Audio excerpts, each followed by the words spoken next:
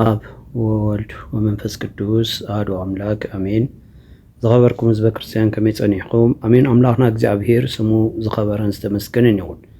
ካብቲ ናይ ትምህርቲ ሃይማኖት ተኸታታሊ ኮርስና ኣብ ዝሓለፈ ሚስጥረ ስጋዊ ርኢና ኣለና። ሎማዓንቲ ድማ ከም ናይ እግዚአብሔር ቅዱስ ፍቓድ ሚስጥረ ጥምቀት ዝብል ክንርኢና ማለት እዩ። ብመሰረት ስርዓተ ኣስተምህሮን ኦርቶዶክስ ተዋህዶን ቤተክርስቲያን ሚስጥረ ጥምቀት እንታይ ማለት እዩ፣ ትርጉምን ባህሪን ሚስጥረ ጥምቀት እንታይ ይመስል ዝብል ክንርኢ ከለና ሓደ ዳግም ልደት እዩ።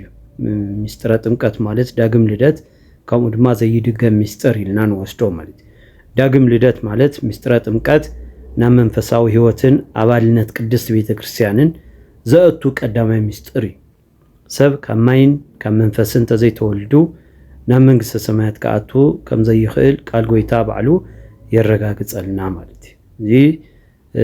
ንኒቆዲሞስ ከምሁሮ ከሎ ብሓቂ ይብል ኣለኹ ሰብ እንድሕር ደኣ ካብ ማይን ካብ መንፈስን እንተዘይተወሊዱ ናብ መንግስተ ሰማይ ከኣቲ ከም ዘይኽእል ብሓቂ ይብለካ ኣለኹ ኢሉ እዩ ኣረዲእዎ ነይሩ ማለት እዩ። እዚ ማለት እንታይ ማለት እዩ? ጥምቀት ዘድልየና ዘሎ ልደት ወይ ከዓ ናይ እግዚአብሔር ውሉዳት ምዃንና ንኽንገልጽ ወይም ድማ ንኽነረጋግጽ እንተኮይንና ግድን ጥምቀት ክንጥመቕ ኣለና ማለት እዩ። ምክንያቱ ዘይትፈልጦ ገዛ ኣይተንኳሕኩሕን ኢኻ። ምክንያቱ ውሉድ ክኾን እንተኮይኑ ሰብ ተወሊዱ ካብ ኣቦኡን ካብ እኑኡን ተወሊዱ ብናይ ኣቦኡ ስም ይፅዋዕ፣ ከምኡ ድማ ካብ እግዚአብሔር ውሉድ ናይ እግዚአብሔር ምዃኑ ከፍልጥ ብስም ክርስትና ይህተም። እቲ ዳግም ልደቱ ድማ ካብ ማይን ካብ መንፈስን ይውለድ ማለት እዩ። እዚ ማለት እቲ ጥምቀት ዳግም ልደት ኢልና ንወስዶ። እቲ ዘይድገም ሚስጥር ማለት ልክዕ ከምቲ ሰብ ብስጋ ሓንሳ ጥራሕ ከም ዝውለድ ብመንፈስ እውን ሓንሳ ጥራሕ እዩ ዝውለድ ማለት እዩ። ጥምቀት ምስ ሞትን ትንሳኤን ክርስቶስ ሓደ ምዃን፣ እዚ ድማ ምቕባርን ምትንሳእን ስለ ዝኾነ ክድገመ ይግባአን እዩ ይብል ኣብ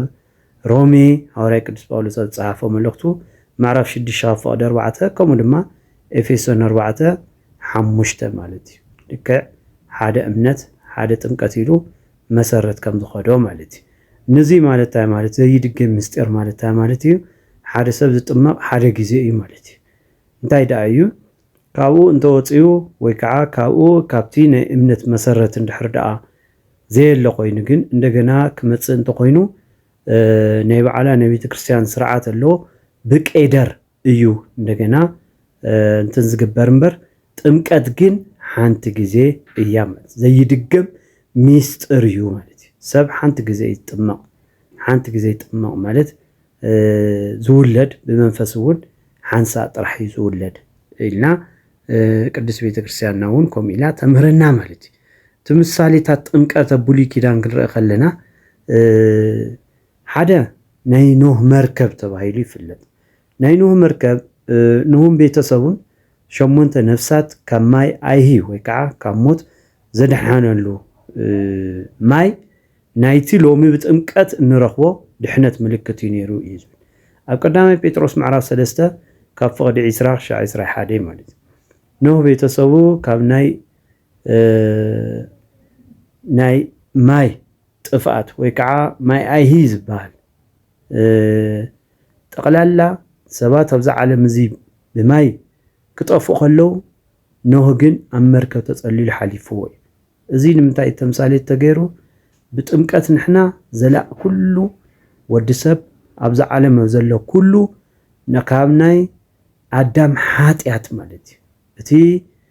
ዘይነፅሆ ወይም ድማ እቲ ናይ ጥንተ ኣብሶ ዝበሃል ሓጢኣት ኣዳም ንሞት ተባሂሉ ዝተፈረደሉ ሓጢኣት እንነፀሉ መንገዲ ጥምቀት ስለ ዝኾነ ካብቲ ናይ ሓዊ ባሕሪ ንሻገረሉ ጥምቀት ስለ ዝኾነ እቲ መሰረት ተገይሩ ድማ ምሳሌ ናይ መርከብ ኖህ ከም ምሳሌ ናይ ጥምቀት ተገይሩ ይውሰድ። ምክንያቱ ጥምቀት ንዓና ከምታ ኣብ መርከብ ኮይኑ ተፀሊሉ እግዚአብሔር ከም ዘድሓነ ኩሉ ንሕና ድማ ብታ ናይ ጥምቀት ዘላ ካብቲ ናይ ማይ ንፍሪ ሓዊ ندحنلو منقدون سلازخوانا مالتي اتغالي بحر إرتراي دك إسرائيل كبارنت فرعون زملطولون بحر بمسكارهم زدحانولون مسكار قيح بحري نايت امكت عوي مثالي تغيرون يوسد بتمساسالي مالتي اب قدامي قرنطوس معرف 10 كاف قد حدا كشع خلته زلون نزي مبرهر غير يغلصوي مالتي كالي سرعته غزرت ابولي كيدان ابالنت حزب እግዚአብሔር ዝረኽበሉ ዝነበረ ናይ 8 መዓልቲ ግዝረት ናይ ሓድሽ ኪዳን ከዓ ጥምቀት ምልክት ነበረ ይዝብል ኣብቲ ናይ ቆሎስያስ ናይ ሐዋርያ ቅዱስ ጳውሎስ መልእኽቲ ምዕራፍ 2 ከፍቆደ 11 ንዚ መሰረት ገይሩ ይገልጾ ማለት እዩ ግዝረት ኣብቲ ናይ ብሉይ ኪዳን ከም ጥምቀት ዝጥቀሙሉ ወይ ከዓ ከም ናይ እግዚአብሔር መፍለይ ገይሮም ዝጥቀሙሉ ዝነበሩ ግዝረት እዩ ማለት እዩ ደቀ አብርሃም ናይ አብርሃም ዘርኢ ተባሂሎም ንኽግለጹ ግዴታ ክግረዙ ነይሩዎም ማለት እዚ ዝተገረዘ ናይ እግዚአብሔር ወይ ከዓ ህዝበ እግዚአብሔር ናተባሃለ ይጽዋዕ ነይሩ ማለት እዩ ዳግማይ ግን ናይ ሓድሽ ኪዳን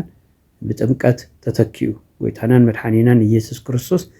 ንሓደ ውሉድነት ወይ ከዓ ምልክት ገይሩ ንዋዕሉ ተጠሚቁ ንዓናውን ተጠመቁ ኢሉ ስሬትዩና ወይ ከዓ ብኡ ካፍቲ ሓጢአት ንኽነጽህ ካፍቲ ናይ አዳም ጥንተ አቡሶ ንኽንድሕን በዚ ድማ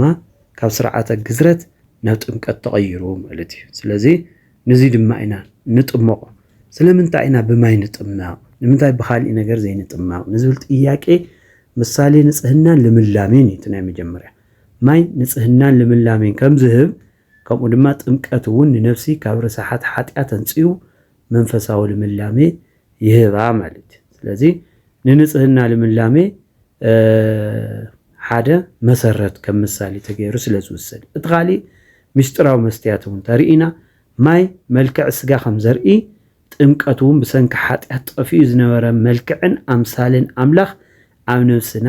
የንጸባርቕ ማለት እዩ ምክንያቱ ቅድሚኡ ኣብ ቅድሚ ልደተ ክርስቶስ ቅድሚ ናብዛ ዓለም እዚኣ መምጽኡ ወዲሰብ ኩሉ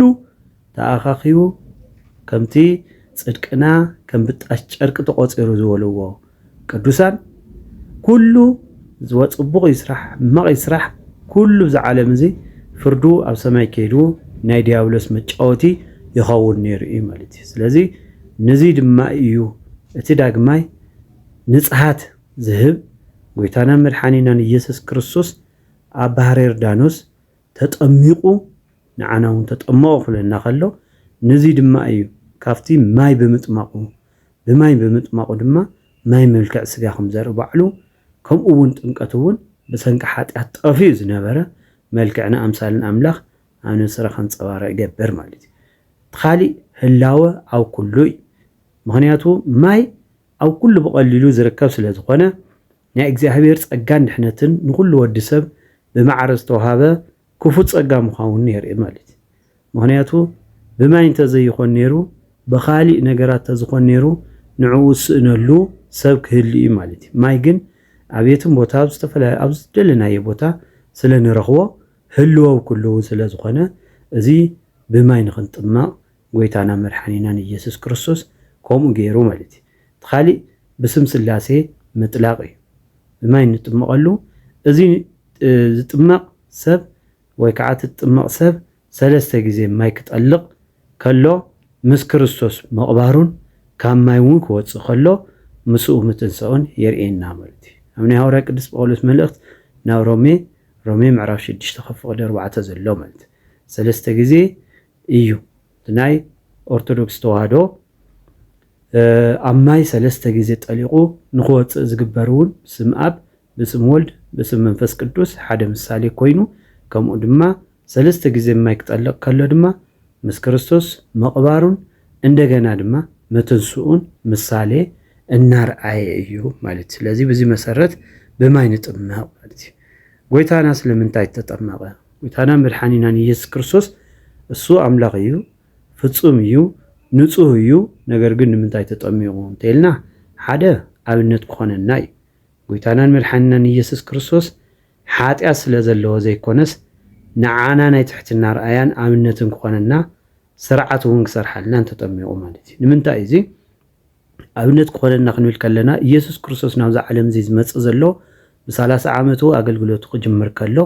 ዳግማይ ኣዳም ኮይኑ እዩ ዝመጽእ ዘሎ ማለት እዩ። ናይ ኣዳም ምትክ እንድሕር ኮይኑ መጽኡ ኣዳም እቲ ናይ ኣዳም ምትክ ደሞ እንታይ ይገብር ዘለዎ ንሰብ ኣርኣያ እንድሕር ደኣ ክኸውን ኮይኑ ግድን ክጥመቕ ኣለዎ ማለት እዩ። ንሱ ከም ሰብ ክሻዕ ዝኾነ ፍጹም ሰብ ክሻዕ ዝኾነ እዋን ንዓና ድማ ተጠሚቑ ተጠመቑ ክብል ጸልዩ ጸልዩ ክብል ከምኡ ድማ ጾይሙ ጾሙ ክብል ማለት እዩ። ስለዚ መከራ ኣብዚ ዓለም እዚ ተቐቢሉ መከራ ክትቀበሉ ኢኹም ይብል። ኩሉ ከም ዘሸንፍክዎ ንስኹም እውን ተሸንፍዎ ኢኹም ኢሉ ከምኡ ድማ ንደቂ ሰባት ከሸንፉ ከምኡ ንኸርእዮም ኩሉ ተምሳሌት ኮይኑ ስለ ዝመፀ ኣብነት ክኾነና ጎይታና ተጠሚቑ ማለት እዩ። እቲ ካሊእ ደብዳቤ ዕዳና ንምድምሳስ እዩ። ኣዳምን ሔዋንን ፀሓፍዎ ናይ ባርነት ደብዳቤ ዕዳ ብምስጢራዊ መገዲ ኣብ ማይ ዮርዳኖስ ረጊፁ ንምድምሳስ እዩ ተጠሚቑ ማለት እዩ። ምክንያቱ ደብዳቤ ዕዳ ክበሃል ከሎ እንታይ ማለት እዩ? ኣዳምን ሔዋንን ኣብ ባሕሪ ኮይኖም ክስደዱ ወይ ከዓ ካብቲ ገነት ካብቲ ፍረ ፃማ ዘይብሉ ምንም ፃምእ ዘይብሉ ጥሜት ዘይብሉ ቦታ ምስ ተሰደዱ ብጣዕሚ ከፊእዎም እዩ ነይሩ። ኣብ ባሕሪ ኮይኖም ይጽልዩ ናብ ኣምላኾም ይበኽዩ ነይሮም ማለት እዩ። ኣምሳል ወይ ከዓ ተምሳሌት መሲሉ ዲያብሎስ ስርሑ ዘይገድፍ ናብ ተራራ ወሲዱ ብሓዊ ሓፂሩ ኣምላኾም ክጽውዑ እናተገበኦም ንዑ ናብ ገነት ክመልሰኩም እዩ ጎይታ ኢሉ ኣታሊሉ ወሲዱ ኣብኡ ሓፂሩ ነብሶም ኣሕሊፎም ከም ዝህብውን ገይሩ እዩ ማለት እዩ። ብደሞም ከም ዝፍርሙሎም ገይሩ እዩ። ከምዚ ሎሚ ሰብ ባዕሉ ነብሱ ንዲያብሎስ ከም ዝሸጥ ዘሎ ከምኡ ገይሮም ንዲያብሎስ ብፍቓዶም ነብሶም ኣሕሊፎም ሂቦም እዮም ብፍርሒ ናይ እግዚኣብሔር ስም ኣይፀውዑን። እንታይ ደኣ ግን ሰብ ደካማ ስለ ዝኾነ ብፍርሒ ካብቲ ምብራሮም ናይ መጀመርያ ከይኣክል እቲ ካልኣይ ድማ ነብሶም እውን ኣሕሊፎም ንዲያብሎስ ሂቦምዎ እዩ። እዚ ደብዳቤ ዕዳ እዚ ንምምፃእ ከዓ ብፍቓዱ ከም ዝሃብዎ ብፍቓዱ ዲያብሎስ ክምልሶ ኣብ መስቀል ኮይኑ ክርከቦ ስለ ዝግባእ ነዚ ደብዳቤ ዕዳ ንምድምሳስ እውን ጎይታናን መድሓኒና ኢየሱስ ክርስቶስ ተጠሚቑ። እቲ ካሊእ ምስጢረ ስላሴ እውን ንምግላፅ እዩ ማለት እዩ። ጎይታ ኣብ ዮርዳኖስ ክጥመቕ ከሎ ኣብ ብደመና ዝፈትዎ ወደይ እዩ ኢሉ መስኪሩ እዩ። መንፈስ ቅዱስ ድማ ብኣምሳል ርግቢ ወሪዱ እዩ ማለት እዩ። እዚ ምስጢረ ስላሴ ዝገልጾ መሰረታዊ ነገር እንታይ እንተኢልና ስላሴ ብግልፂ ንዓለም ሓድነትን ሰለስትነቱን ከፈልጥ ምስጢረ ስላሴ እውን ክግለጽ እዚ ጎይታና መድሓኒናን ኣብ ዮርዳኖስ ተጠሚቑ። እዚ ድማ ዝተጠመቐሉ መሰረታዊ ምክንያቱ እውን ንሱ እዩ ማለት እዩ። ትዕድመ ጥምቀትን ስርዓትን እንተርኢና ኮይና ንፅፅር ናይ ህፃናት ጥምቀትን ወይ ከዓ ፔዶ ባፕቲዝም ከምኡ ድማ ናይ ዓበይቲ ጥምቀትን ኣዳልት ባፕቲዝም ኢልና ኣብ ክልተ ንኸፍሎም ማለት እዩ። ትዕድመ ጥምቀት ወዲ ተባዕታይ በመበል 40 መዓልቱ ጓል ኣንስተይቲ ድማ በመበል 80 መዓልታ ይጥመቑ ማለት እዩ። እዚ ኣብ ዘሌዋውያን ምዕራፍ 12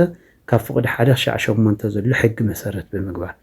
ኣብ ዝኾነ እዋን ኣብቲ ናይ ዓበይቲ ጥምቀት እንተርኢና ኮይና ግን ኣብ ዝኾነ እዋን ወይ ቀዲሞም ዘይተጠመቁን ሓድሽ ዝኣመኑን ዓበይቲ ተጥመቕ ማለት እዩ። ስለዚ ናይ ኦርቶዶክስ ተዋህዶ ቤተክርስትያን ህፃናት ብህፃንነቶም ወዲ ብ40 መዓልቱ ጓል ኣንስተይቲ ድማ ብ80 መዓልታ ክጥመቑ ትእዛዝ ትህብ ማለት እዩ። ናይ ስርዓቱ እዚ እዩ ማለት ኣብ ዘሌዋውያን 12 ምዕራፍ 1 ካብ ፍቕዲ 1-8 ዘሎ ማለት እዩ መሰረት ብምግባር። ስለዚ ኣብ ዓበይቲ ኮይኖም ዝመፁ ግን ሓድሽ ዝኣምኑ ወይ ከዓ ዓበይቲ ኮይኖም ድሕር ደኣ ናብቲ ቤተክርስትያን ኣባል ኮይኖም ዝጥመቑ እንተኮይኖም ውሉዶ እግዚኣብሔር ንምዃን ኢሎም ክጥመቑ እንተኮይኖም ግን ኣቐዲሞም ዘይተጠመቑ ሓድሽቲ ዘይኣመኑ ዓበይቲ ግን ናይ ዓበይቲ ጥምቀት ወይ ከዓ ኣዳልት ባፕቲዝም ይበሃል ማለት እዩ። እቲ ቅድመ ኩነት ክንርኢ ከለና ኣብ ናይ ህፃናት ብናይ መን እምነት ደኣ ይጥመቑ? ምክንያቱ ኣብ ጥምቀት እምነት መሰረታዊ ስለ ዝኾነ እምነት ናይ ወለድን ናይ ክርስታ ኣቦን ወይ ከዓ ናይ ክርስትና ኣደን እዚኦም ከዓ ወይ ከዓ ናይ ጋድ ፓረንትስ በሃል መሰረት ብምግባር ማለት እዩ። ምክንያቱ ህፃን ብመን እምነት ይጥመቕ ኢልና ብወለዱ እምነት ይጥመቕ ወይ ከዓ በቲ ናይ ኣበለገ ወይ ከዓ ናይ ኣደለገ ንብሎ መሰረት ብምግባር እዩ ማለት እዩ። ስለዚ ብስርዓት ናይ ዓበይቲ ጥምቀት ግን ዓበይቲ ስለ ዝኾኑ ብስርዓተ ስላሴን ስጋዌን ምእማን ማለት እዩ። እዚ ተማሂሮም ንሰለስተ ዓመታት ትምህርተ ክርስቶስ ብምምሃር እዮም ዝጥመቁ ምክንያቱ መጀመርያ ተማሂሮም ፈሊጦም ኣሚኖምሉ እዮም ዝጥመቁ ማለት እዩ ስለዚ ትውፅኢት ተርኢና ኣብቲ ናይ ህፃናት ጥምቀት ካብ ውርሻዊ ሓጢአት ኦሪጂናል ሲን ዝበልናዮ እቲ ናይ ውርሻዊ ሓጢአት ዝበሃል ዘሎ ናይ ኣዳም ሓጢአት ምፅራይን ፀጋ ውሉድነት ምርካብን እዩ ኣብቲ ናይ ዓበይቲ ድማ ካብ ውርሻዊ ናይ ባዕሎም ሓጢአትን ከምኡ ምፅራይን ፀጋ ውሉድነት እውን ምርካብን እዩ ማለት እዩ ስለዚ እዚ መሰረት ብምግባር እቲ ናይ ዕድመ ጥምቀትን ስርዓትን ብከምኡ ዓይነት ኣገባብን ስርዓትን ይኸይድ ማለት እዩ እቲ ካሊእ ዓበይቲ ውፅኢትን ፀጋን ጥምቀትን እንታይ እዩ እዚ ክንጥመቕ ከለና እንታይ ኢና ንረክብ እዩ እንታይ ኢና ዝወሃበና እንታይ ፀጋ እዩ ካብ ልዕለና ዝሓድር ማለት እዩ መጀመርያ ፀጋ ውሉድነት እዩ ምስጢረ ጥምቀት ብፀጋ ካብ ቅድስ ስላሴ ዳግም ተወሊድና ናይ እግዚአብሔር ውሉዳት ክንከውን የብቃዕና ማለት እዩ ናይ እግዚአብሔር ውሉድ ምዃን ማለት ውሉድ ንዝተሓረየ እዩ እሞ መንግስቱ ናይ ኣምላክ ክንወርስ ፀጋ ውሉድነት ከለና ግድን እዩ ማለት እዩ ፀጋ ውሉድነት ዘይተጠመቐ ዘይኣመንን ኣይድሕንን ወይ ከዓ ይድየን ስለ ዝብል ከምኡ ኣብ ዮሃንስ ወንጌል ምዕራፍ 1 ካብ ፍቕዲ 12 ከም ዝተገለጸ ፀጋ ውሉድነት ንኽንረክብ ይገብረና ማለት እዩ ካሊእ ሕድገት ሓጢአት እዩ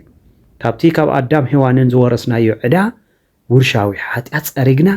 ንጹህ ሓድሽ ፍጥረት ንኽንከውን ይገብረና ማለት እዩ እዚ ሮሜ ምዕራፍ 6 ካብ ፍቕዲ 6 ገሊፅዎ ዘሎ ማለት እዩ ውርሻዊ ሓጢአት ናይ ኣዳም ኣብ ልዕሌና ከይህሊ ከምኡ ድማ ካብኡ ክንነፅህ ጎይታናን መድሓኒናን ኢየሱስ ክርስቶስ ኣብዚ ዓለም እዚ ዝሃበና ፀጋን ነፃነትን ፅድቅን ከምኡ ድማ ነቲ እሱ ተጠመቁ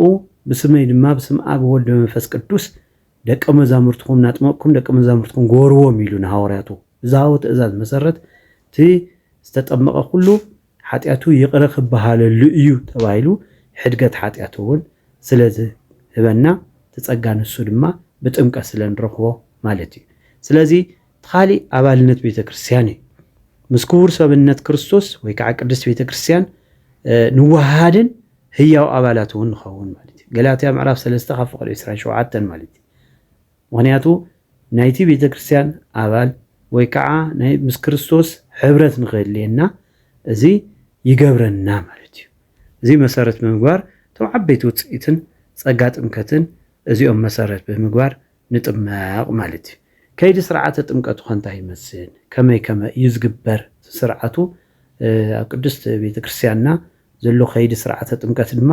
ተቀዳማይ ጸሎትን እምነትን እዩ ማለት እዩ ጸሎተ ውጋዜ ወይ ከዓ ሰይጣን ምኽሓድን ብእምነት ክርስቶስ ምግላፅን ይፍጸም ማለት እዩ እዚ ናይ መጀመርያ ጸሎት ይካየድ እቲ ካልኣይ ድማ ባርኾ ማይ ይካየድ ማለት እዩ እቲ ማይ ብጸሎትን ባርኾን ካህን ብምስጥረ ናብ ማየ ገቦ ክርስቶስ ይቕየር ማለት እዩ ኣብዚ ጸሎት ኣብ ዝግበረሉ ግዜ ናብ ማየ ክርስቶስ ወይም ድማ መንፈስ ቅዱስ ንኸሓድሮ መንፈስ ቅዱስ ምእንታን ካጽለሉ እዚ ባርኾ ማይ ይባረኽ ማለት እዩ እቲ ብማይ ጸሎትን ባርኾን ካህን ድማ ብምስጥር ንምንታይ ብእምነት ናብ ማየ ገቦ ክርስቶስ ይቕየር እቲ ሳልሳይ ድማ ካብኡ ምስ ተቐየረ እቲ ሰለስተ ግዜ ምጥላቕ ማለት ብስም ኣብን ብስም ኣቦን ወልድን መንፈስ ቅዱስን ሰለስተ ግዜ ኣብቲ ማይ ብምጥላቕ ድማ እቲ ናይ ስርዓተ ጥምቀት ይፍጸም ማለት እዩ እዚ ምስ ተጠመቐ ግን ካብኡ ምስ ወፀ ኣብቲ ራብዓይ ሜሮንን ቁርባንን ይካየድ ቅብኣተ ሜሮን ብምቕባእ ፀጋ መንፈስ ቅዱስ ምስናቕ ማለት እዩ ብኡ ንብኡ ድማ ቅዱስ ቁርባን ምቕባል ስለዚ ሰብ ምስ ኣመነ ኣሚኑ ምስ ተጠመቐ ድማ ሱ ቅዱስ ቁርባን ሜሮን ተቐቢኡ ናይ እግዚአብሔር መንፈስ ኣብ ልዕሊኡ ንኸሓድር ናይ እግዚአብሔር ውሉድነት ምስ ተቐበለ ከምኡ ድማ ቅዱስ ቁርባን ክቕበል ይግበር እዚ ከይዲ ስርዓተ ጥምቀት ናይ ቤተ ክርስቲያንና ማለት እዩ ሻዕ እዚ ዝረኣናዮ መሰረታዊ ትምህርቲ ድማ ስርዓተ ጥምቀት ይበሃል ማለት እዩ ወይም ድማ ምስጢረ ጥምቀት ይበሃል ማለት እዩ እዚ ካብቲ በዝሑ ብውሕዱ ዝተምሃርናዮ ትምህርቲ እዩ ተኸታታሊ ኮርሲ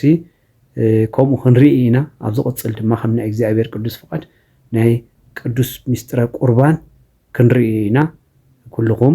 ላይክ ሼር ሰብስክራይብ እናገበርኩም ኩሉ ንክምሃር ንግበር ኣባል ዘይኮንና ድማ ሰብስክራይብ እናገበርና ኣባል ንኹን ምስክርነት ኣብዚ ዓለም እዚ ማንም ሰብ ክነብር ከሎ በተለይ ኣብ ሃይማኖቱ ክምስክር ከዓ ግዴቱ እዩ ማለት እዩ ክምስክር ተኮይኑ ብምስክርነት ብቻ ኣይኮነን ሓደ ትምህርቲ ናብ ካሊእ እውን ክተባፅሖ ምኽኣል ንባዕሉ ሓደ ምስክርነት እዩ ምክንያቱ እዚ ዓለም እዚ ምስክረለይ ኣብ ቅድሚ ሰማያዊ ቦይ ክምስክረሉ እየ ኣብዚ ምድሪ እዚ ዝሓፍረኒ ድማ ኣብ ቅድሚ ቦይ ክሓፍሮ እየ ይብል እዩ እሞ እዚ ቅዱስ ቃል መሰረት ብምግባር ኩልና ዘለና ሕቶታትን ርእዮታትን ክንፅሕፍ ንኽእል ኢና ማለት እዩ ሕቶታት ኣብ ሃይማኖት መሰረትና ጌርና በቲ ሃይማኖትና ስርዓትን ቀኖናን ዶግማውን ኣካይዳ ድማ እናተማሃርና ክንከይድ ከም ናይ እግዚኣብሔር ቅዱስ ፍቃድ ይኹነልና ሓደ ጎይታ ሓንቲ እምነት ሓንቲ ጥምቀት ኢሉ እዩ ኣብ ኤፌሶን ምዕራፍ 4 ካብ ፍቅዲ 5 ዘሎ ማለት እዩ ስለዚ እዚ ኩሉ ዘምሃረናን ዝገሰጸናን እግዚኣብሔር ዝኸበረን ዝተመስገነን ይኹን ወስብሐት ለእግዚአብሔር